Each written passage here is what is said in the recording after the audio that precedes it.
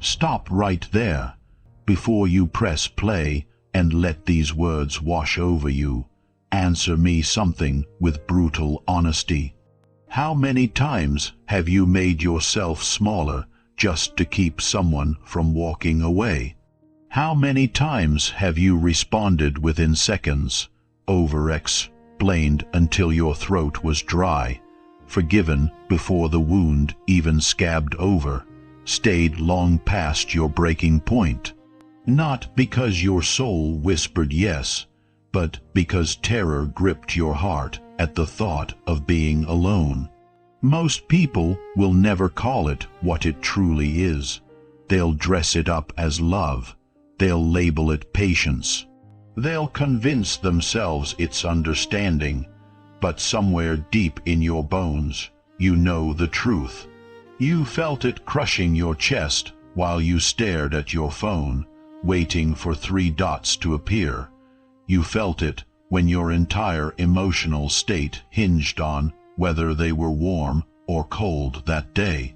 You felt it when you poured from an empty cup, silently praying that maybe this time, finally, you would be enough. Here's the truth that most people spend their entire lives running from. You weren't seeking love. You were desperately seeking confirmation that you mattered, and that gnawing hunger didn't spring from weakness.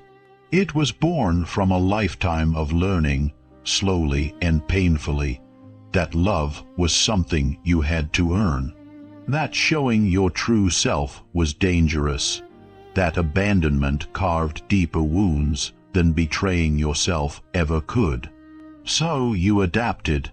You became the yes person. You became perpetually available. You became endlessly understanding, sacrificing your own voice on the altar of acceptance. And every single time you did that, a piece of your self-worth died quietly. This audiobook isn't here to make you feel ashamed of that pattern. It's here to shake you awake, because loving yourself more fiercely than anyone else doesn't mean building ice walls around your heart. It doesn't mean pushing every human being away. It doesn't mean choosing isolation over intimacy. It means this: you stop bargaining with your worth. You stop shrinking yourself down to be digestible. You stop begging for a seat at someone else's table while abandoning your own feast. Authentic self-love isn't soft and gentle. It's rooted deep. It's disciplined and unwavering. It's the unshakable choice to never again trade your dignity for temporary attention. When you genuinely love yourself more than anyone else, something profound yet subtle shifts inside you. You stop chasing ghosts. You stop trying to prove you're worthy. You stop over-explaining your existence. Not because you've stopped caring, but because you finally started caring about the right things. You care about your time, your energy, your emotional well-being. You realize that love built on a foundation of fear isn't love at all. It's dependency, and dependency always demands that you disappear, just a little bit at a time. Throughout this audiobook, you'll discover why begging for love destroys everything powerful within you, how emotional dependency forms its roots, and how to rebuild a sense of self that doesn't shatter when someone pulls away. You'll learn how to sit in deafening silence without feeling abandoned, how to establish boundaries without drowning in guilt, how to walk away without harboring hatred, and how to choose yourself without a single apology. This isn't about becoming impossible to love. It's about becoming impossible to break, because the exact moment you stop begging for love, reality responds to you differently. People sense it on a level they can't articulate, but they feel it energetically. They recognize that you're no longer available for manipulation, that your presence is a deliberate choice, not a desperate plea. And the most transformative shift of all, you finally stop asking, "Will they choose me?" And you begin asking, "Does this honor who I am?" So take a deep breath, slow everything down. You don't need to fix yourself. You don't need to prove a damn thing. You're here to remember who you were before you learned that love required begging. Let's begin. Chapter 1. Why begging for love destroys your power. Begging for love rarely wears the face we expect. It doesn't always show up as desperation, streaming tears, or theatrical displays.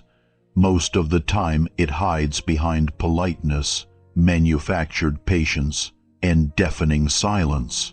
It looks like replying instantly even when exhaustion owns you. It looks like maintaining composure while something inside you shatters into pieces. It looks like saying everything's fine when it absolutely isn't. It looks like waiting endlessly, hoping desperately, adjusting yourself just enough so they won't leave. And every single time you do that, something invisible yet essential begins eroding. Your power. Power isn't domination. It isn't controlling other human beings. Authentic power is self-possession, the quiet certainty that you don't need to beg to be valued. The moment you start begging for love, even in whispers, you shift the entire balance. You place your center of gravity outside yourself. Your mood, your confidence, your entire sense of worth become dependent on how someone else responds to you. That isn't connection, that's surrender. Begging for love teaches your nervous system one catastrophic lesson. My value is determined by being chosen. Once that belief takes root, everything becomes a transaction. You negotiate your needs. You negotiate your boundaries. You negotiate your truth. You become calculated instead of authentic, strategic instead of honest, available instead of grounded. And here's the part most people refuse to face. When you beg for love, you're not asking the other person to love you. You're asking them to hold power over you. This is why begging never delivers what you desperately hope it will. It might keep someone orbiting you temporarily. It might purchase fleeting moments of closeness, but it will never create respect.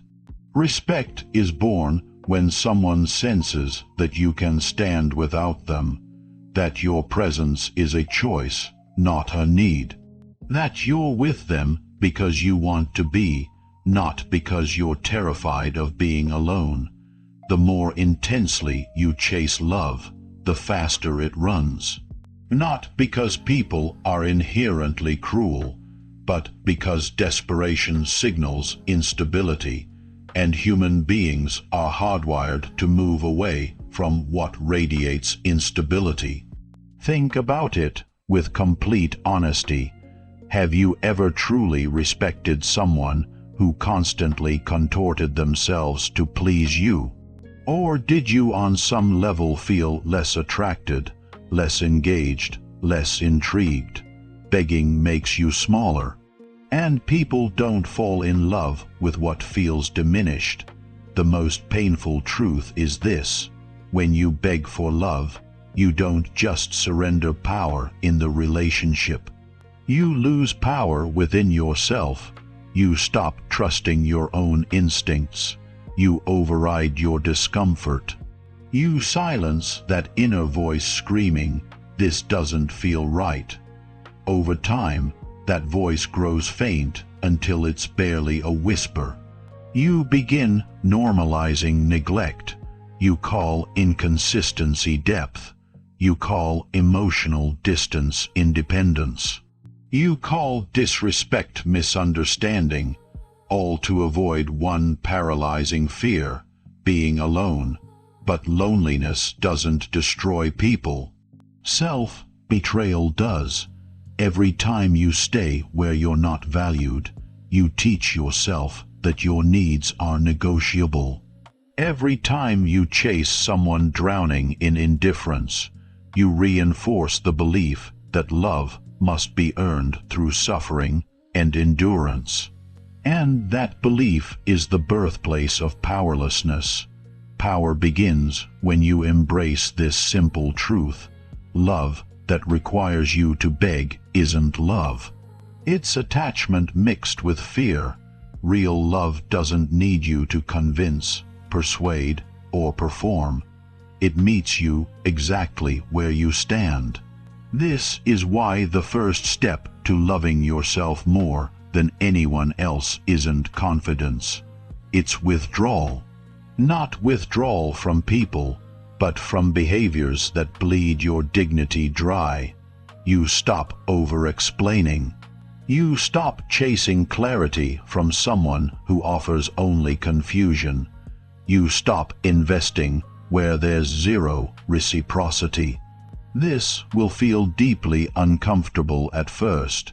Your body is conditioned to reach outward for reassurance. Your mind will spiral into panic and demand, what if they leave? Let them. Not because you don't care, but because anything that survives only through begging is already dead. When you stop begging, something shifts at your core. Your nervous system begins calming down. Your attention returns to your own life. Your energy, once scattered everywhere, starts consolidating, and that's where power returns, not as arrogance, not as coldness, but as presence. You become someone who can walk away without hatred poisoning your heart, someone who can stay without fear controlling your actions, someone who doesn't need to be chosen to feel complete. The paradox is this: the less you beg for love, the more capable you become of authentic love. Because love given from a place of wholeness is free. It isn't anxious. It doesn't cling desperately. It doesn't demand proof every single day. In the chapters ahead, you'll learn how this pattern began, why your body reacts the way it does, and how to rebuild your sense of self without closing your heart to the world. But for now, remember this: the moment you stop begging for love is the moment you reclaim your power. And power, once reclaimed, changes absolutely everything. Chapter 2: The childhood wound behind your need for validation. If you've ever wondered why you crave reassurance even when logic tells you better, the answer isn't hiding in your current relationship. It lives much earlier than that. Long before you learned how to love, you learned how to survive emotionally. As a child, you didn't have the privilege of choosing your environment. You adapted to it, and adaptation, when repeated for years, becomes your identity. If love was inconsistent, you learned to stay vigilant. If affection was conditional, you learned to perform. If attention arrived only when you were quiet, helpful, or impressive, you learned to vanish in specific ways. None of this was conscious. Children don't analyze their circumstances, they absorb them, and what you absorbed was a simple yet devastating message: love must be secured. So you grew up scanning faces, interpreting tones, reading pauses. You learned how to read entire rooms. You became hypersensitive to shifts in mood, not because you were weak, but because you were trained for vigilance. This is where the hunger for validation is born. Validation feels like oxygen to a nervous system that once learned love could be withdrawn without warning. It soothes the ancient fear. It quiets the body. For a moment, it whispers that you're safe, you're wanted, you're acceptable. But that relief never lasts, because validation doesn't heal the wound. It only numbs it temporarily. This is why reassurance never feels sufficient, why one loving message calms you briefly, but silence sends you spiraling into darkness. Why you can receive affection and still feel hollow minutes later. You're not addicted to people, you're addicted to relief. And relief isn't the same as love. The child inside you learned to associate love with tension and release, with approval and withdrawal, with earning and losing. So, when you grow up, calm and steady love feels unfamiliar, sometimes even boring, but inconsistency feels magnetic. Your body recognizes it, not because it's healthy, but because it's familiar.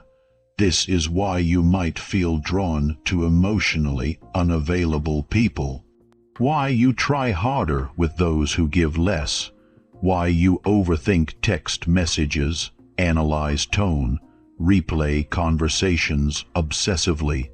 Your nervous system isn't asking for love, it's asking for regulation, and it has only learned one way to get it, through external validation. The danger isn't that you want reassurance. The danger is that you outsource your entire sense of worth to other people. When validation becomes your anchor, you lose your center completely. Your self-esteem rises and falls based on attention. Your peace depends on responses you cannot control. This keeps you emotionally dependent, and emotional dependence quietly destroys self-respect, because when you need someone else to confirm your worth, you will tolerate things you absolutely shouldn't. You will accept mixed signals. You will stay longer than is healthy. You will negotiate your boundaries just to keep the reassurance flowing. This isn't because you lack strength. It's because no one taught you how to self-soothe. Self-soothing is the ability to sit with discomfort without abandoning yourself. It's the skill of calming your own nervous system instead of demanding someone else do it for you. Most people were never taught this fundamental skill. So they reach outward, they cling desperately, they explain endlessly, they overgive compulsively, not because they are needy, but because they are untrained.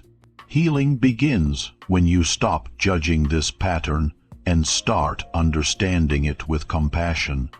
You don't shame a wound. You tend to it carefully.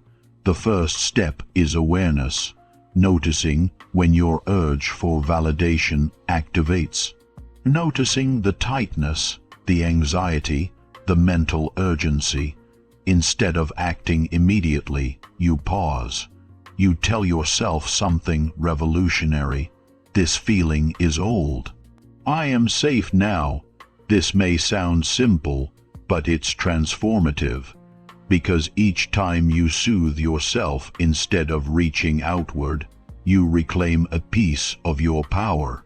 You teach your nervous system a new lesson. My worth does not depend on being chosen. At first, this will feel deeply uncomfortable. Your body may resist.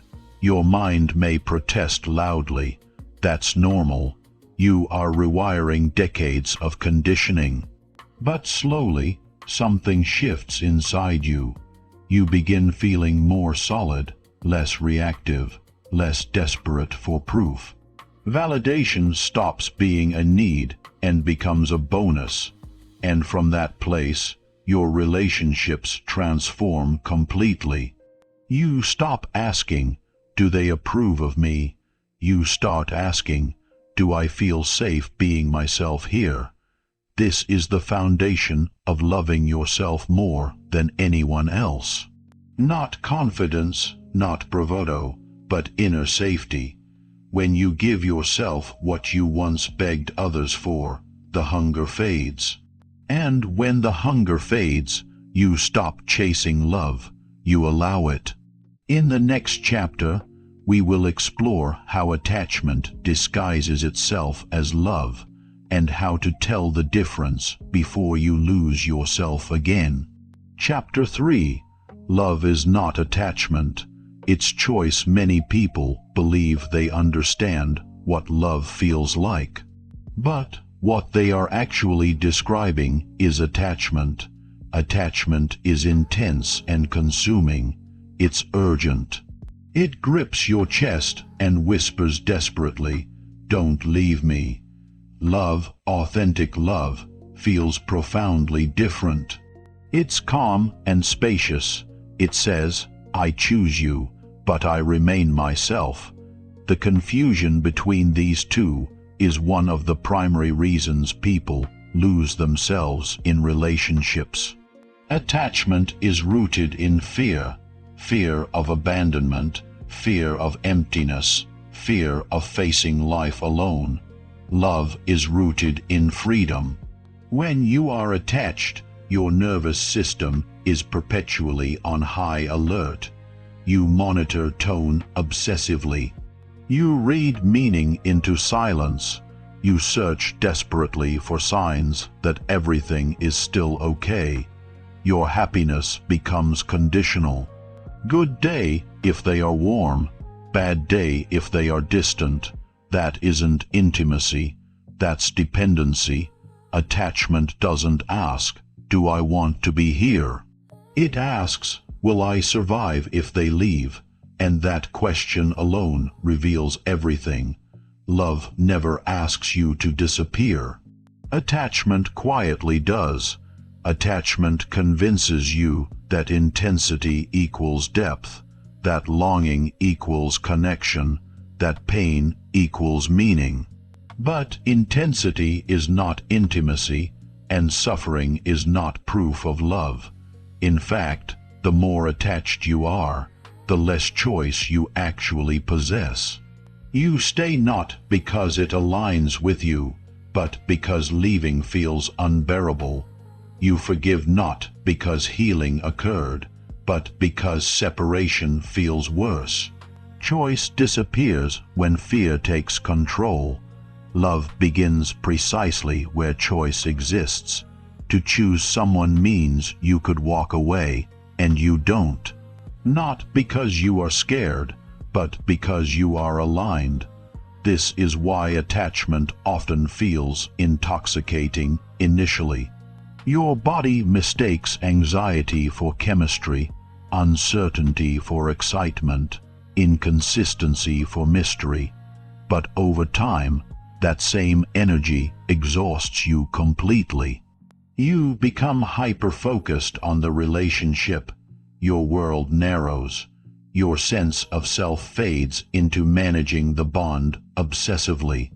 Love expands your life. Attachment shrinks it. One of the clearest signs you're attached rather than loving is this: you're more focused on keeping the connection than honoring yourself. You tolerate what hurts deeply. You rationalize what confuses you. You override your intuition just to maintain closeness. And the more you do that, the less real the relationship becomes, because love requires truth. Truth about your needs, truth about your limits, truth about who you are. Attachment avoids truth because truth might threaten the bond. This is why attached people often struggle to speak honestly. They fear rocking the boat. They fear being too much. They fear asking for clarity. Love does not fear honesty. It needs it. Another quiet sign of attachment is urgency, the need to define things quickly, the pressure to secure reassurance. The panic when things feel undefined. Love unfolds naturally. Attachment rushes frantically. Love trusts timing. Attachment demands certainty. This doesn't mean love is passive.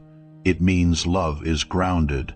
When you love yourself more than anyone else, you begin noticing this difference clearly.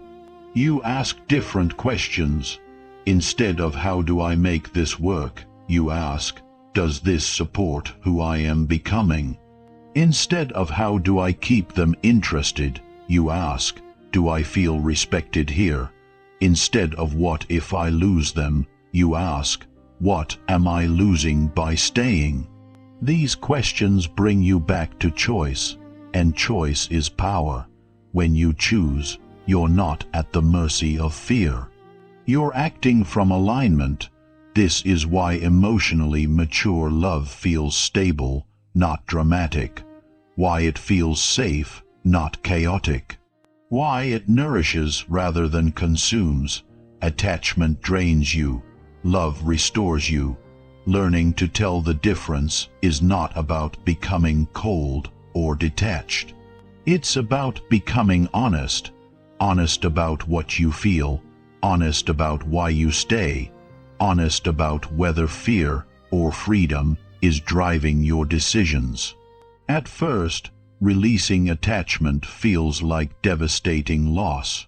Your body protests. Your mind creates stories of regret. But what you are actually losing is the illusion that someone else completes you. And that illusion is incredibly heavy. When it dissolves, something lighter takes its place. You begin relating without clinging, caring without collapsing, loving without abandoning yourself. That's when love becomes a choice again, not a reflex, not a survival strategy, but a conscious, grounded decision. In the next chapter, we will examine one of the most painful consequences of attachment, how abandoning yourself becomes the price you pay to keep others close, and how to stop making that trade. Chapter 4. Why you abandon yourself to keep others. Self-abandonment rarely feels dramatic in the moment. It feels reasonable and logical. It feels like compromise. It feels like being understanding. But over time, it becomes the quiet erosion of who you fundamentally are. You abandon yourself the first time you silence a need because you fear conflict. You do it again when you laugh something off that actually hurt deeply. You do it when you stay calm on the outside while your body tightens on the inside. None of these moments seem significant alone. Together, they create a pattern where your comfort becomes secondary, where harmony is valued more than honesty, where being liked matters more than being respected. Self-abandonment begins when you believe that your needs are dangerous. Dangerous because they might inconvenience someone. Dangerous because they might make you too much. Dangerous because they might lead to rejection. So you learn to manage yourself instead of expressing yourself. You adjust your tone carefully. You soften your words. You rehearse conversations in your head, editing out anything that might cause distance. And slowly, without noticing, you start living from the outside in. Your decisions become reactions. Your emotions become problems to control. Your intuition becomes something to doubt. The tragedy is not that you do this. It's that you do it to preserve relationships that slowly drain you. When you abandon yourself, you send an unspoken message. My inner experience matters less than keeping this connection intact. And people respond accordingly, not always consciously, but energetically. They sense that you will bend, that you will tolerate, that you will stay even when it costs you everything. This doesn't make them bad people. It makes the dynamic unbalanced. Respect cannot grow where one person consistently disappears. Every time you override your truth, your body keeps score. The tension in your shoulders, the heaviness in your chest, the exhaustion you can't explain. These are not random. They are signals that you are living out of alignment. Self-abandonment is not just emotional. It's physiological. Your nervous system stays in a low-grade state of stress because you are constantly monitoring yourself, watching what you say, watching how you're perceived, watching for signs that you're still wanted. This hypervigilance is draining, and yet many people confuse this exhaustion with love. They say relationships are hard, but love itself is not what's hard. What's hard is betraying yourself every single day. The more you abandon yourself, the more resentment builds. Not always toward the other person, but toward yourself. A quiet anger that says, "Why didn't I speak up? Why did I stay? Why did I accept that?" This inner resentment corrodes self-trust. You stop believing you will protect yourself. And when you don't trust yourself, fear grows. Fear of being alone, fear of starting over, fear of choosing wrong again. So you stay, and the cycle deepens. Breaking this pattern requires a radical shift. You must decide that your inner world is not negotiable. This does not mean becoming rigid or selfish. It means becoming honest. Honest about what hurts, honest about what you need, honest about what you will no longer tolerate. At first, this honesty feels dangerous. Your body may tense. Your voice may shake. That is not weakness. That is conditioning leaving your system. Each time you choose yourself in a small moment, you rebuild trust with yourself. You say no when you mean no. You pause instead of explaining. You allow disappointment without rushing to fix it. These acts may seem insignificant. They are not. They are declarations. Declarations that you are no longer available for self-betrayal. And something interesting happens when you stop abandoning yourself. You become calmer. Not because life gets easier, but because you're no longer at war inside. You stop chasing approval. You stop contorting yourself to fit. You stop negotiating your worth. Some people will resist this change. They benefited from your silence. Let them. Anyone who requires your self-abandonment to stay close is not aligned with your growth. The relationships that remain will feel different, less dramatic, more real, because love that requires you to disappear is not love. It's control disguised as connection. In the next chapter, we will explore the fear that keeps self-abandonment alive, the fear of being alone, and how learning to sit with loneliness without panic restores your strength. Chapter 5. Learning to sit with loneliness without panic. Loneliness is one of the most misunderstood human experiences. Most people don't fear being alone. They fear what being alone makes them feel. The silence, the lack of distraction, the sudden confrontation with their own thoughts. So they rush to fill the space. They text people who drain them. They stay in relationships that no longer nourish them. They tolerate confusion because certainty feels safer than emptiness. But loneliness itself is not the enemy. Panic is. Panic is what happens when you believe that being alone means something is fundamentally wrong with you, that it is a failure, that it confirms your deepest fear: I am unlovable. This belief is not innate, it is learned. Somewhere along the way you were taught that connection equals worth, that being chosen equals value, that being alone equals rejection. So when you find yourself without someone's attention, your body reacts as if you're in danger. Your heart races, your mind spirals, you feel the urge to fix, to reach, to attach. This is not weakness. It is conditioning. But when you act from that panic, you reinforce the very fear you are trying to escape. You teach yourself that you cannot handle solitude, that you need someone else to regulate your emotions, that being alone is something to avoid at all costs. And that belief makes you vulnerable, because when you fear loneliness, you will accept almost anything to escape it. You will accept inconsistency. You will accept emotional unavailability.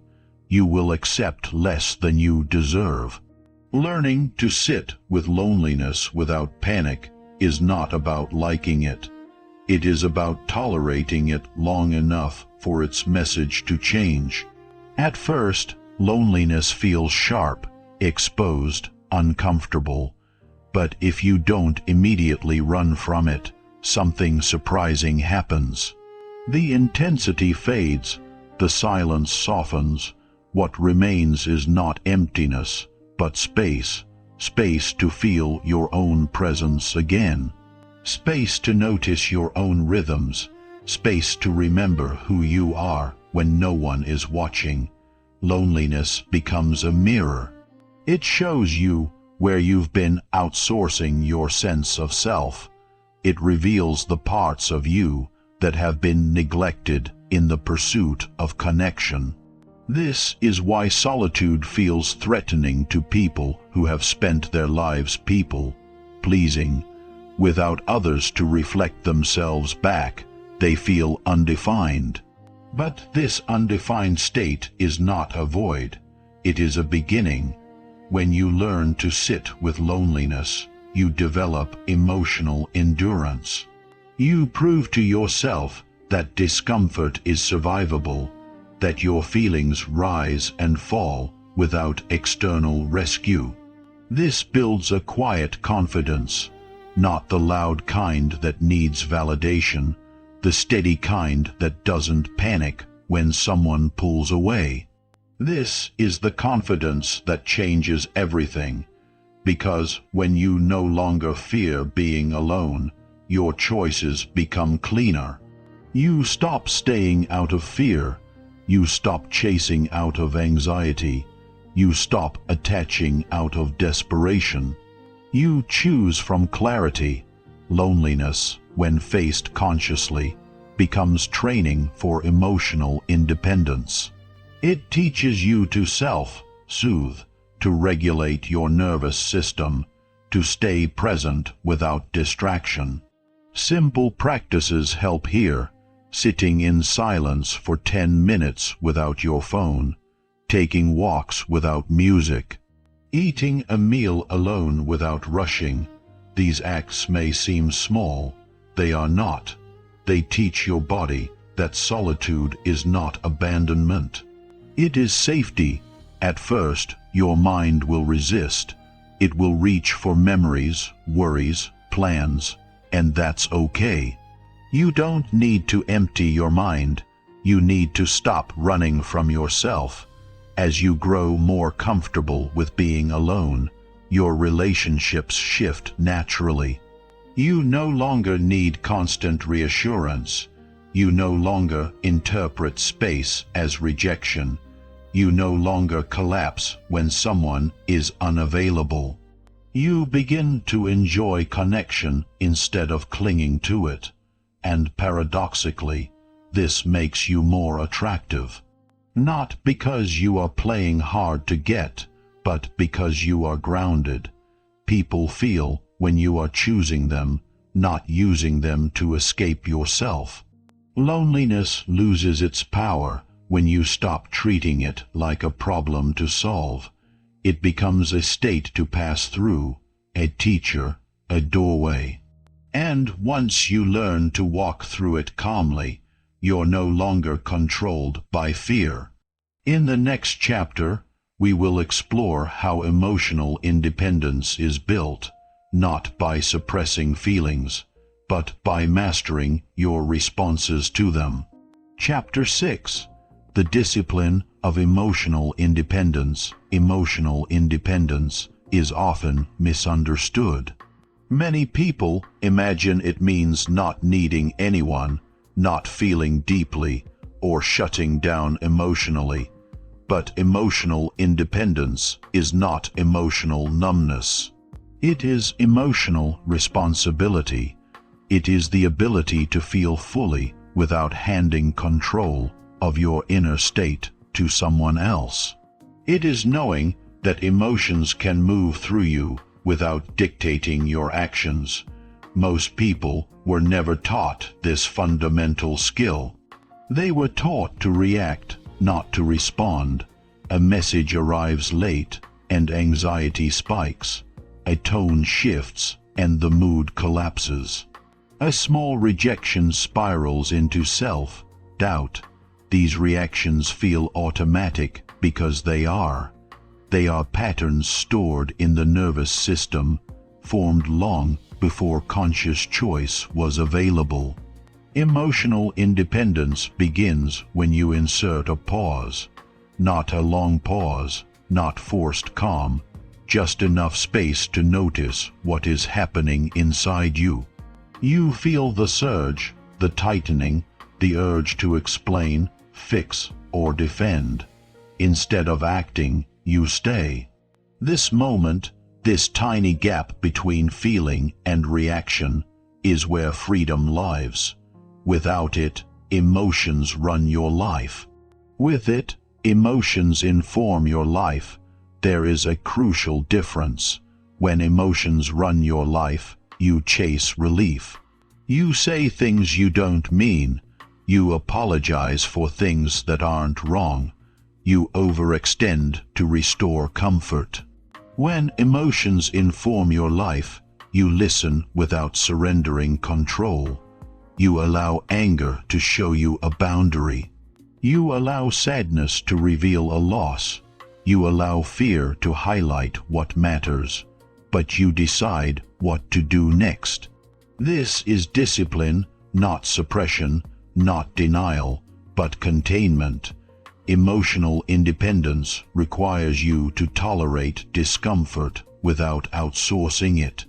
Instead of asking, "How do I make this feeling stop?" you ask, "What is this feeling asking me to notice?" This shift changes everything. You stop blaming others for your inner state. You stop expecting people to regulate you. You stop handing your peace to circumstances you cannot control. This does not make you cold. It makes you steady. Steadiness is deeply attractive because it feels safe, not only to others but to yourself. When you know you can handle your emotions, you stop fearing them. And when you stop fearing them, they lose their power over you. Emotional independence also changes how you relate to conflict. Instead of reacting immediately, you slow down. You choose your words. You speak from clarity instead of intensity. You don't need to win. You don't need to prove. You don't need to be right at all costs. You need to be aligned. This alignment comes from knowing who you are, even when emotions rise.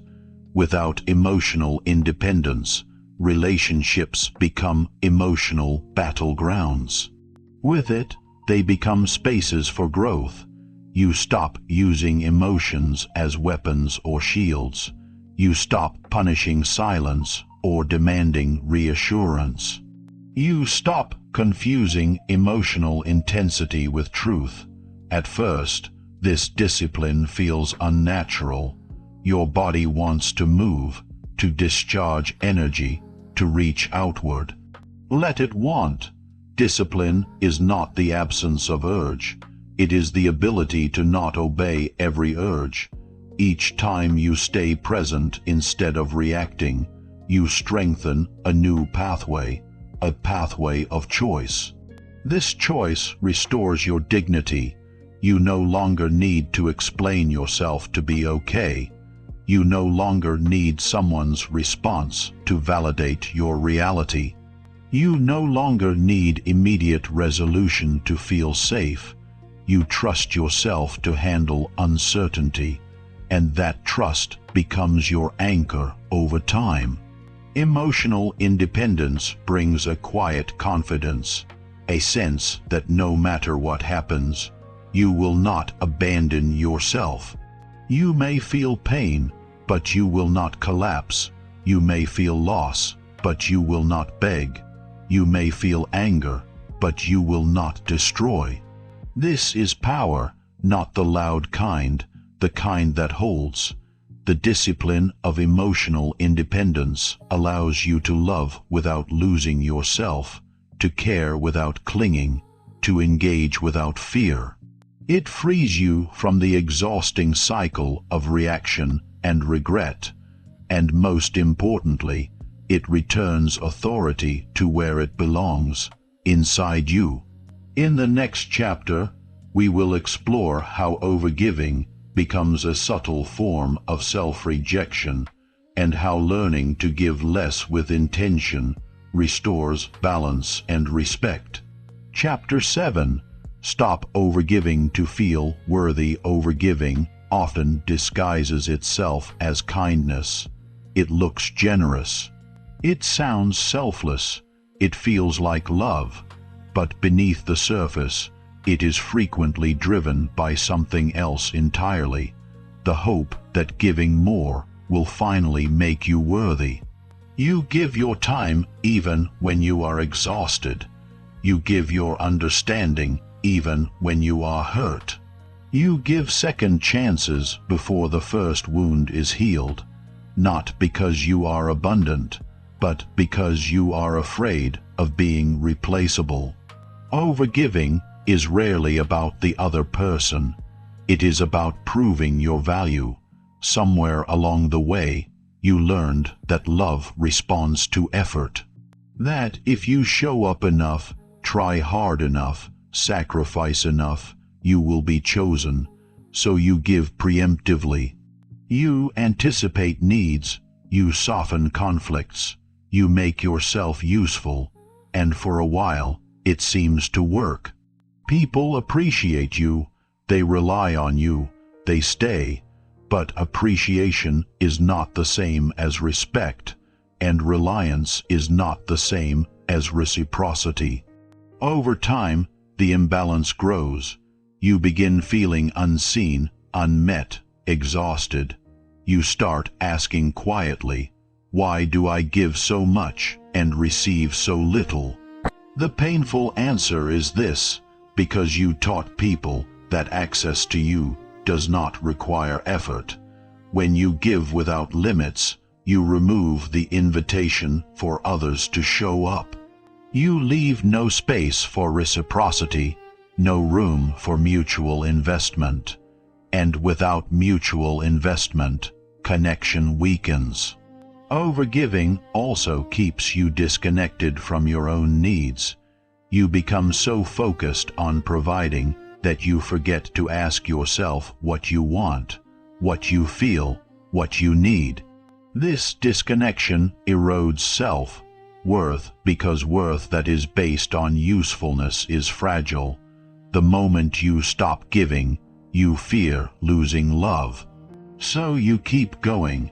You convince yourself you are just that kind of person, caring, understanding, low maintenance. But deep down, resentment builds, not always toward others, but toward yourself. You wonder why you keep ending up depleted, why relationships feel one-sided, why love feels like labor. The truth is uncomfortable but freeing. Overgiving is a form of self-rejection. Each time you give beyond your capacity to secure connection, you tell yourself your presence alone is not enough, that you must add value to earn belonging. This belief keeps you trapped. Healing begins when you stop giving automatically and start giving intentionally. Intentional giving asks a different question. Do I want to give this, or am I afraid not to? Fear-based giving drains you. Choice-based giving nourishes you.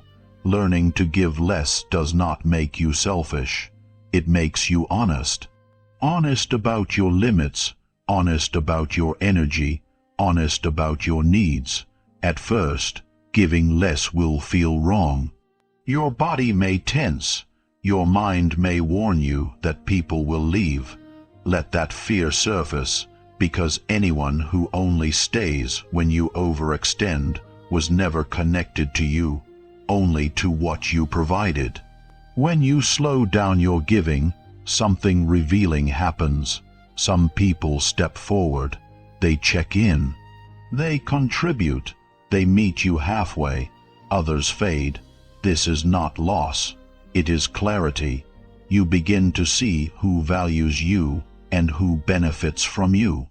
This clarity restores balance. You stop pouring into empty containers. You start investing where energy flows both ways. And with balance comes respect. People respect what has boundaries. They respect what is not endlessly available. They respect what cannot be taken for granted. When you stop overgiving, your presence gains weight. Your yes becomes meaningful. Your no becomes trusted. Your time becomes valuable. You no longer perform for love. You participate in it. This shift also changes how you feel about yourself. You begin to experience rest without guilt, silence without anxiety, distance without panic. You learn that you are allowed to receive, that you are allowed to need, that you are allowed to be held as well as hold. Love becomes lighter, not because you care less, but because you are no longer bleeding to stay connected. Overgiving was never the proof of your worth. It was the symptom of forgetting it. When you give from fullness instead of fear, love finds its natural balance. In the next chapter, we will explore how boundaries, often misunderstood as walls, are actually the highest expression of self-love and the key to sustaining healthy connection. Chapter 8. Boundaries are the highest form of self-love for many people. The word boundary carries tension. It sounds harsh, cold, like rejection, but boundaries are not walls. They are definitions. They define where you end and where another person begins. They protect your inner world so that connection can exist without collapse. If you grew up learning that love required compliance, boundaries may feel threatening. You may associate them with conflict, abandonment, or guilt. So instead of setting them, you adapt. You tolerate what drains you. You explain what should be obvious. You endure what slowly erodes your peace, and you call it love. But love without boundaries becomes self-erasure. Boundaries are not about controlling others. They are about governing yourself. They are the quiet statement, this is what I am available for, and this is what I am not. Without boundaries, you live in reaction. You respond to demands. You adjust to expectations. You absorb emotions that are not yours to carry. This constant openness may look generous, but it is unsustainable. Your energy leaks, your clarity blurs, your resentment grows. Boundaries restore structure. They give your nervous system something solid to lean against. They allow you to stay present without becoming overwhelmed. They make connections safer, not smaller. One of the greatest myths about boundaries is that they push people away. In truth, they reveal who can meet you with respect. People who value you will adapt.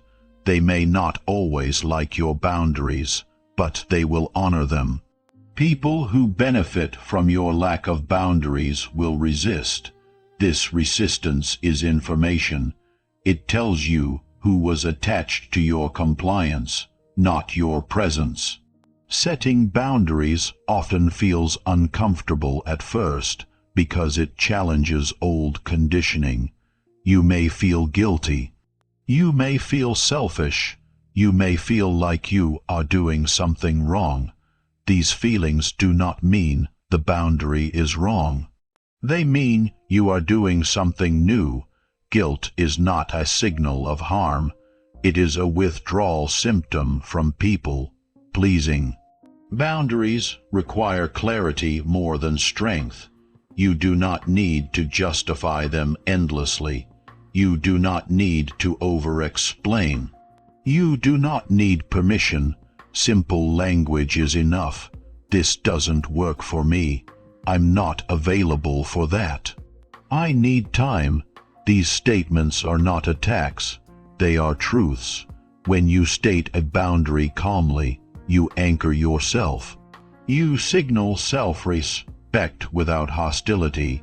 You create space for authentic response.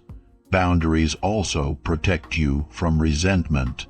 Resentment builds when you say yes but mean no, when you give but feel forced, when you stay silent but feel violated. By honoring your limits early, you prevent emotional debt from accumulating. This is one of the most loving acts you can perform for yourself and for others. Because clear boundaries remove confusion, they allow people to engage with you honestly. They replace unspoken expectations with visible agreements. Boundaries also deepen intimacy.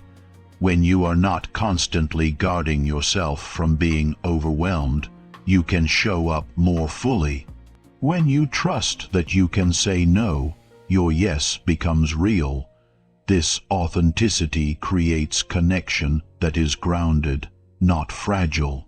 Many people fear that boundaries will make them alone.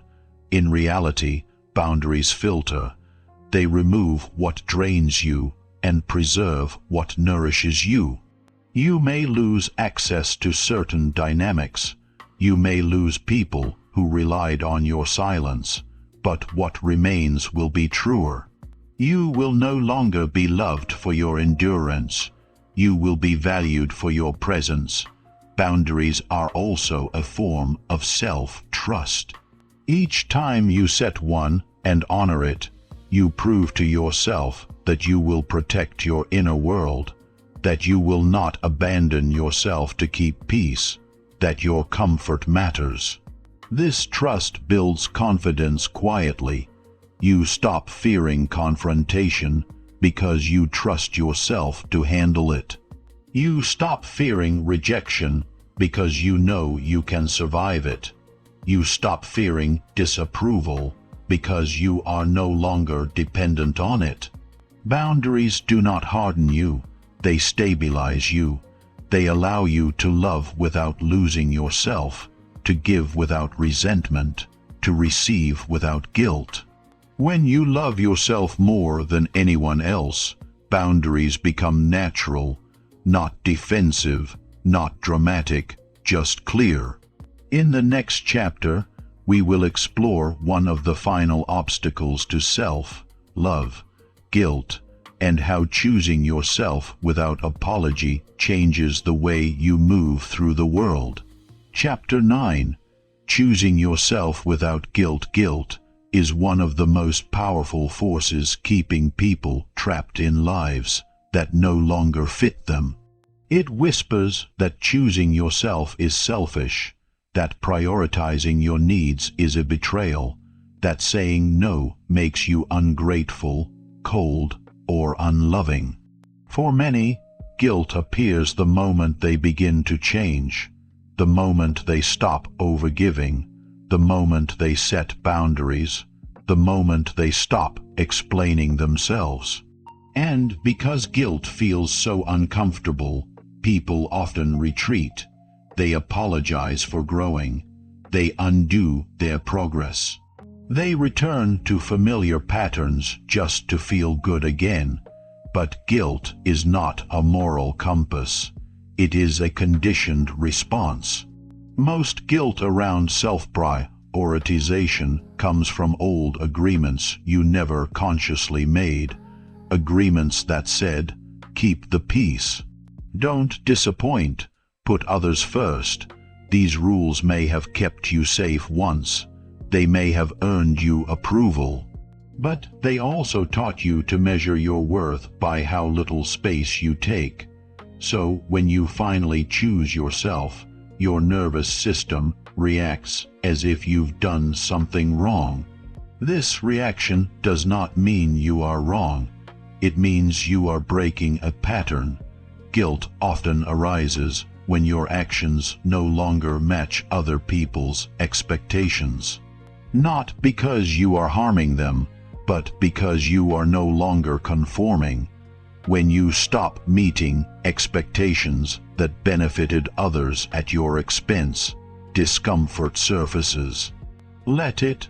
Discomfort is part of realignment. Choosing yourself does not mean disregarding others. It means including yourself in the equation. For too long, you have been the variable that gets removed to make things work. Choosing yourself is the act of restoring balance. This choice can look quiet. You decline an invitation. You leave a conversation early. You take time before responding. These actions may trigger guilt because they challenge the role you once played, the role of the one who was always available, always understanding, always accommodating. Let that role dissolve. You're not responsible for maintaining other people's comfort at the cost of your own well-being. Guilt also thrives on misinterpretation. It tells you that if someone feels disappointed, you have failed. If someone is upset, you are wrong. If someone struggles with your boundary, you should remove it. But other people's emotional responses are not proof of your wrongdoing. They are signals of adjustment. When you change, people must recalibrate. Some will adapt, some will resist. Neither reaction defines your worth. Choosing yourself requires you to tolerate being misunderstood. This is difficult, especially if you have built your identity around being liked. But being understood by everyone is impossible. Being aligned with yourself is not. You do not need universal approval to live with integrity. Guilt loses its grip when you question it. Instead of asking, "Why do I feel guilty?" ask, "What rule am I breaking?" Often the rule is outdated, unspoken, inherited. Rules like, don't inconvenience others, don't put yourself first, don't need too much. You're allowed to revise these rules. Choosing yourself also means accepting the cost. Not everyone will stay. Not every dynamic will survive. This loss is not a failure. It is a transition.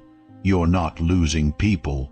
You're losing roles that required your self-abandonment. And as those roles fall away, something steadier takes their place. Self-respect. Self-respect is quieter than guilt, but stronger. It does not shout, it does not plead, it simply holds. Each time you choose yourself without apology, self-respect grows. You feel it in your posture, in your voice, in your decisions. You move slower, you react less, you trust yourself more. Guilt may still appear, but it no longer controls you. You acknowledge it without obeying it. This is maturity. Choosing yourself does not make you unlovable. It makes your love cleaner, because love given from obligation is heavy. Love given from choice is free. When you stop acting from guilt, your relationships either deepen or dissolve. Both outcomes serve you. Those who can meet you as an equal will remain. Those who needed your self-sacrifice will fade. And what remains is space. Space to breathe, space to grow, space to live honestly. In the final chapter, we will explore what happens when you fully embody this shift, how stopping the chase transforms not only your relationships, but your entire sense of self. Chapter 10. When you stop begging, everything changes. The shift does not happen loudly. There is no dramatic announcement, no sudden transformation that the world applauds. It happens quietly inside you.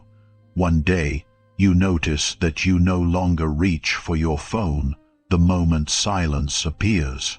You no longer replay conversations looking for mistakes.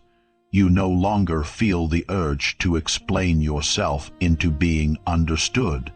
Nothing external has changed yet, but everything internal has. This is the moment you stop begging. Not because you decided to be stronger, but because something deeper settled into place. You realized that chasing never brought you peace, that proving never brought you safety, that shrinking never brought you love. So you stopped. You stopped asking for reassurance that never satisfied. You stopped waiting to be chosen. You stopped negotiating your worth. And in that stopping, your energy changed. When you no longer beg, your presence becomes grounded. Your words carry weight. Your silence feels intentional, not anxious. People sense this, not consciously, but instinctively. They feel that you are no longer trying to extract something from them, that your attention is not a request. It is a gift. This shift changes how others relate to you. Some lean in. They feel the clarity, the calm, the absence of pressure. Others pull away. They were comfortable when you were reaching, when you were overgiving, when you were available without limits. Your stillness disrupts that dynamic. Let it. Not every relationship is meant to survive your growth. When you stop begging, you also stop performing. You no longer curate yourself to be palatable. You no longer manage impressions. You show up as you are, not as you think you should be. This authenticity is stabilizing. It attracts people who are ready for real connection. Not rescue, not validation, not ego reinforcement. Love begins to feel lighter, not because you care less, but because you are no longer carrying fear into the bond. You can enjoy closeness without gripping it. You can handle distance without collapsing. You can face endings without losing yourself. Your nervous system no longer lives in emergency mode. This changes your decisions. You don't rush. You don't settle. You don't ignore red flags just to avoid being alone. You trust yourself to walk away when something does not align. And that trust is everything. When you stop begging, you reclaim time, energy, mental space. You invest in your life again, your work, your creativity, your body, your growth. You remember that love is part of life, not the center of your identity. From this place, love becomes something you share, not something you seek to complete. You are no longer asking, "Am I enough?" You are living as if you are, and the world responds differently to someone who stands in that certainty. You are treated with more respect, not because you demand it, but because you embody it. Boundaries are honored. Words are chosen more carefully around you. Your absence is felt. This is not manipulation. It is alignment. You're no longer leaking energy through anxiety and over-effort. You are contained, and containment creates gravity. The most important change, however, is not external. It is internal. You no longer feel at war with yourself. You no longer question every choice. You no longer abandon your inner world to keep peace. You trust your feelings without being ruled by them. You listen to your needs without apologizing for them. You become someone you can rely on. This is the deepest form of self-love. Not affirmations, not aesthetics, not confidence displays, but loyalty to yourself. When you stop begging for love, you do not become alone. You become whole, and from wholeness, love arrives differently, calmer, cleaner, more real. In the conclusion, we will bring everything together. How to live from this place daily, how to maintain it, and how to ensure you never return to the old pattern of begging again. Love yourself or pay the price forever. There comes a quiet moment after understanding settles in. Not excitement, not relief, just clarity.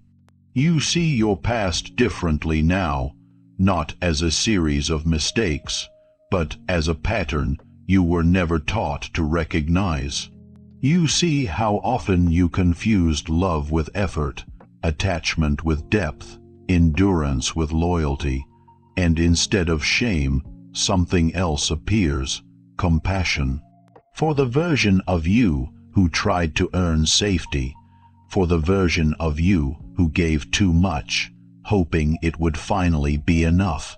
For the version of you who begged, not because you were weak, but because you were afraid to lose connection. This audiobook was never about teaching you how to love harder.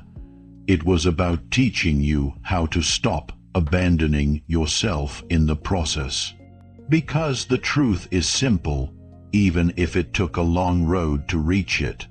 When you don't love yourself more than anyone else, someone always pays the price. And eventually, that someone is you. You pay with your boundaries, with your energy, with your peace.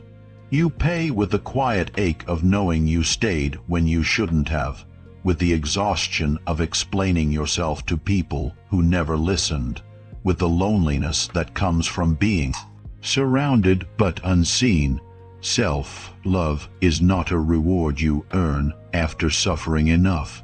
It is a responsibility to protect your inner world, to honor your limits, to tell the truth about what hurts and what heals.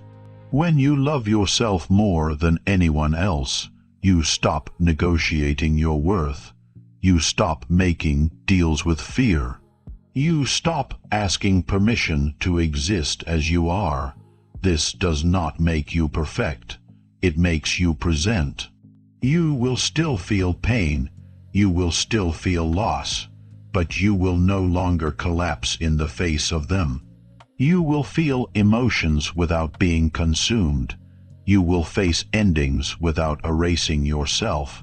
You will experience love without losing your center. That is the difference. You don't become invulnerable, you become grounded. From this place, your relationships change. Not because you demand more, but because you no longer accept less. You stop chasing intensity and start choosing stability. You stop romanticizing chaos and start respecting peace. You stop proving and start discerning, and some people will fall away. Not because you failed, but because you no longer fit the role they needed you to play. Let them go. Anyone who requires your self-betrayal to stay close was never aligned with your growth. What remains, what comes next, will feel different, quieter, slower, more honest. You will notice how your body relaxes when you no longer brace for rejection, how your mind clears when you stop rehearsing explanations, how your life expands when love is no longer the only place you seek meaning. You return to yourself. And that return is not dramatic. It is steady. You wake up knowing you will protect yourself today. You speak knowing you don't need to be understood by everyone. You walk away knowing you can survive disappointment without begging. This is the real work, daily, unseen, uncelebrated, but it changes everything, because the world responds differently to someone who is no longer asking to be chosen. Not louder, not more aggressive, just clearer. Clear in boundaries, clear in presence, clear in self-respect.